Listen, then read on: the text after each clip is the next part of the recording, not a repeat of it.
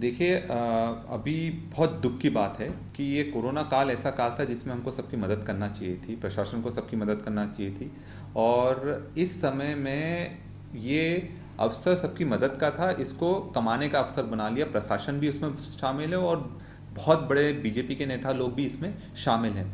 और ये पहले योजनाएं कांग्रेस के समय भी आती थी, बीजेपी के समय भी आ रही हैं। और कांग्रेस के समय पर कम से कम मॉनिटरिंग रहती थी चीज़ों की। बीजेपी के समय तो जंगल राज चल रहा है, कोई ध्यान नहीं दे रहा है, ना सांसद ध्यान दे रहे हैं, ना प्रशासन ध्यान दे रहा है। और इसको लेकर सबसे ज़्यादा जो पिस रहा है वो आम आदमी और जो जनता है हमारी, वो पिस रही है।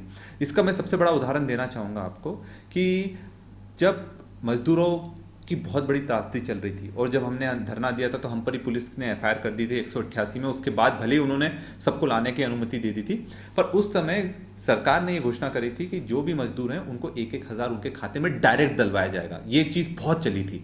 और आज आप ये जानकर आपको बहुत हैरत होगी कि उसमें से मुश्किल से 5% लोग हैं जो मजदूर, जिनके खाते में पैसा गया एक एक हज़ार, और बाकी सबका पैसा कहाँ गया ये कोई नहीं जानता।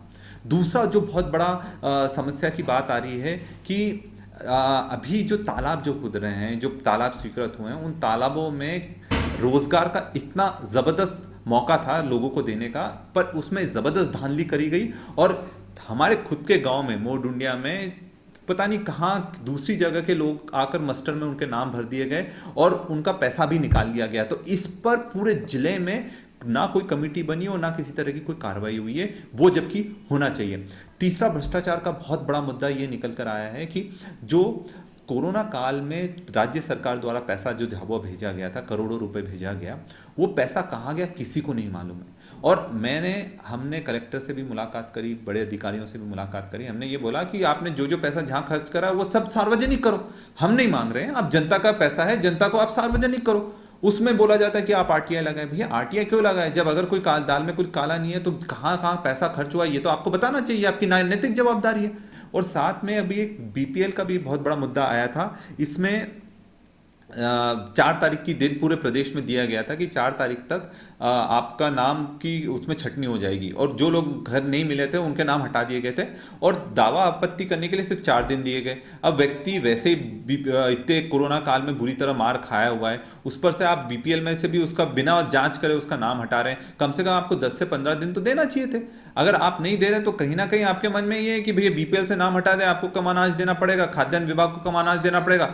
इस तरह की जो गलत मानसिकता है और जो मॉनिटरिंग का अभाव है बीजेपी के शासन काल में, वो तो सोच के परे है। और इनको इस चीज पर ध्यान भी आकर्षित करना चाहते हैं हम लोग। और अगर ये इस चीज पर ध्यान नहीं देते हैं तो हम इसको लेकर बड़ा आंदोलन करेंगे। राशन को लेकर भी एक बहुत बड़ा मुद्दा हमारे सामने आया था कि जो सेंट्रल गवर्नमेंट ने राशन दे रही है और स्टेट गवर्नमेंट की राशन मिलाकर काफी बड़ा कोटा पर व्यक्ति हो जाता है। और अभी क्या हो रहा है कि राशन की दुकान पर सिर्फ स्टेट गवर्नमेंट वाला, राज्य सरकार वाला अनाज आ रहा है और बाकी केंद्र सरकार वाला अनाज कहां गायब हो गया किसी को नहीं मालूम है।